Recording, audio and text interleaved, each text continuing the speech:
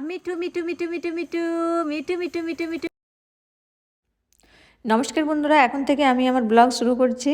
আর মিঠু বাড়ির থেকে একেবারে উড়ে চলে এসছে এই গাছের মধ্যে। তো তোমরা সবাই কেমন আছো? আশা করি সবাই ভালো আছো। আর আমি কিন্তু এই যে মিঠুর খোঁজে এখানে আমি চলে এসেছি।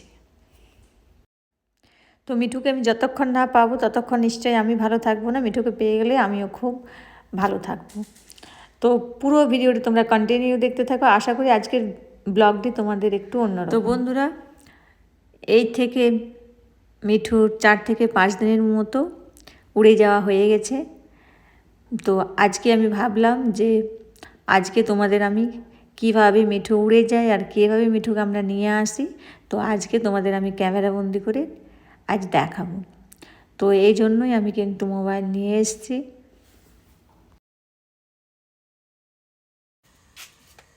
আজ তোকে ক্যামেরা বন্দি করেছি, দাঁড়া। মিঠু সোনা। আর মিঠু কিন্তু প্রথম থেকে আমার কাছে আসার জন্য ছটপট ছটপট করছে। তো মিঠু কিন্তু একা একা গাছ থেকে নামতে শেখেনি। আর বাইরে যে চলে গেছে মিঠু, কিন্তু যে বাড়ি ফিরে আসবে সেও কিন্তু মিঠু এখনো পর্যন্ত সেটা শেখেনি। তো আপনারা দেখছেন ভিডিওটি 12.5 মিনিটের মতো। আর আমাদের কিন্তু সময় লেগেছিল প্রায় 1 ঘন্টা, পুরো 1 ঘন্টার মতো। তো তারপর আমরা কিন্তু মিঠুকে বাড়ি নিয়ে আসতে পারি। এইদিকে মিঠু সোনা, আয় আয়।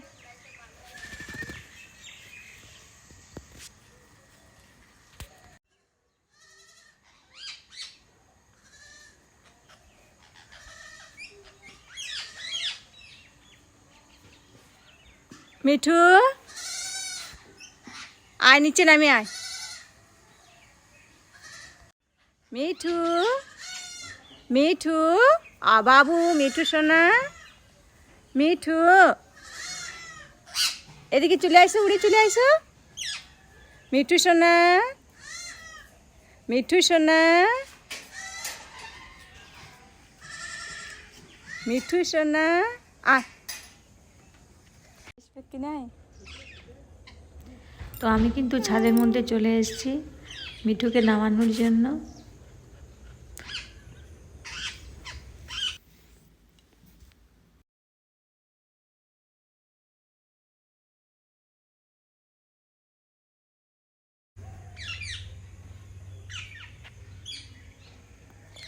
আয় মিঠু, আয় মিঠু,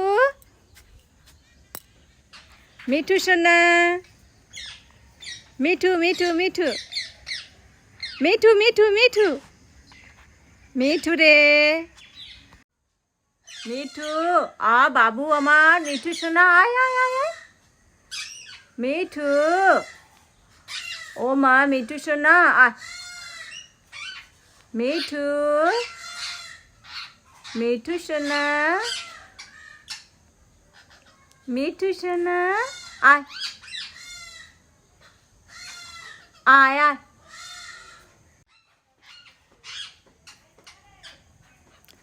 মিঠু আয়, মিঠু মিঠু আয়।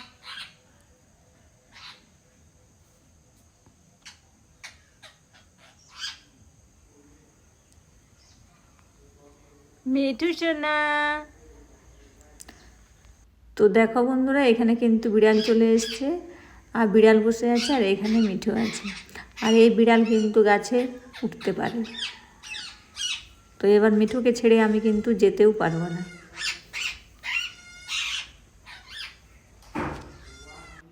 মিঠু মিঠু মিঠু মিঠু মিঠু মিঠু মিঠু মিঠু মিঠু নামতেই গেল। বন্ধুরা, এই জাম গাছের মধ্যে কিন্তু মিঠু উড়ে চলে যায়। তো মিঠু কিন্তু আমার কাছে নামতে চেয়েছিল, তো নিচে নামতে না পেরে মিঠু এই জাম গাছের মধ্যে নিচ থেকে উপরে চলে যায়। তো জাম গাছের মধ্যে ডাকাডাকি করতে করতে মিঠু আবারও নিচে নামতে চেষ্টা করে, কিন্তু মিঠু এই পেঁপে গাছের মধ্যে কিন্তু মিঠু চলে যায়। পেঁপে গাছ থেকে যখন আমি খুব ডাকাডাকি করি তখন আবার মিঠু নামতে এসে মিঠু চলে যায় এই বাঁশবন। তো এই বাঁশবন আমাদেরই বাঁশবন, কিন্তু এই বাঁশবনের মধ্যে ঢোকা খুবই কষ্টকর। আর এখন কিন্তু আমার হাজব্যান্ড বিট্টুকে নিয়ে এসেছে মিঠুর সামনে। তো মিঠু বিট্টুকে দেখে নিচে নেমেও এসছে।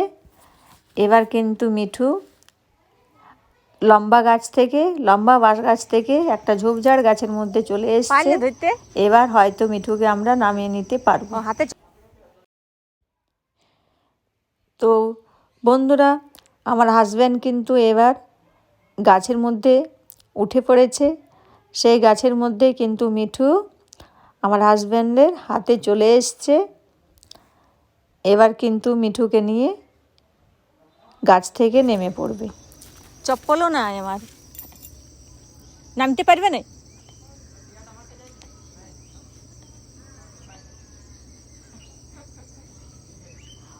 ও তো আমাকে যাবো।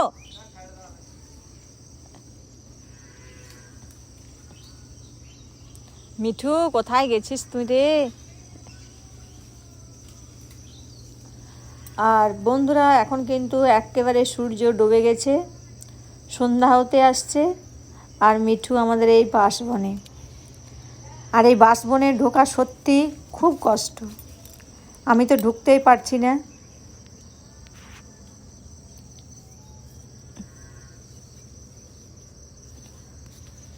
তো বন্ধুরা, যে গাছে মিঠু আছে সেই গাছ কিন্তু কাঁটাওয়ালা গাছ। সেই কাঁটাযুক্ত গাছে কিন্তু খুব কষ্ট করে মিঠুকে নামাতে হচ্ছিল। আর মিঠুকে আমরা নামাতে পেরেছি। তো মিঠু সোনা এখন আমার হাতে। তো খুব ভালো করে তোমাদের আমি ক্যামেরা করে দেখাতেও পারছি না, এখানে লোকজন আছে তাই। তো এই যে বন্ধুরা, অনেক কষ্টে আমার মিঠুকে পেয়েছি। আর এই মাত্র বাড়ি ফিরলাম। আর দেখো, মিঠু এসে একেবারে আমার কাঁধের উপর চেপে বসছে। স্কুল থেকে আসার পর মিঠুকে আমি ভুট্টা দিয়েছিলাম, চলো তোমাদের দেখিয়ে দিই।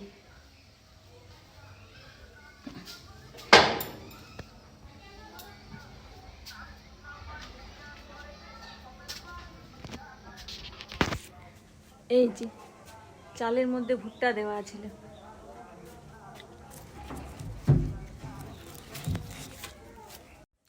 আর আজকে মিঠুদের জন্য আমি এই যে ভুট্টা আর এই মটরশুঁটি, এই দেখো, দাঁড়াও তোমাদের ব্যাক ক্যামেরা করে আমি দেখিয়ে দিচ্ছি।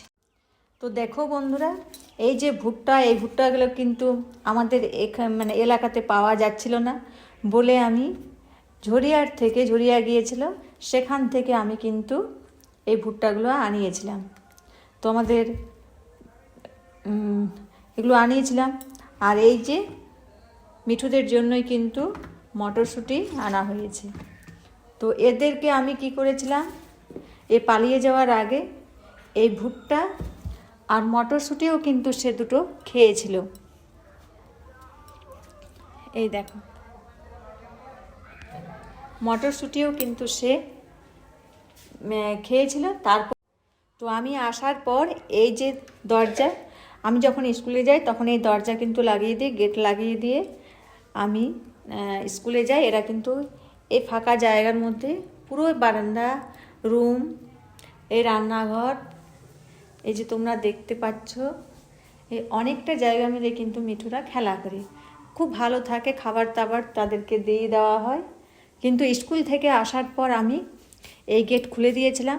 তো মিঠুরা তারপর কিন্তু ওই গেট দিয়ে বাইরে তারা এই চালের মধ্যে কিন্তু চালের উপরে বসে বসে খেলা করছিল। সেই সময়ই আমি কিন্তু এই ভুট্টোটা দিয়ে দিই।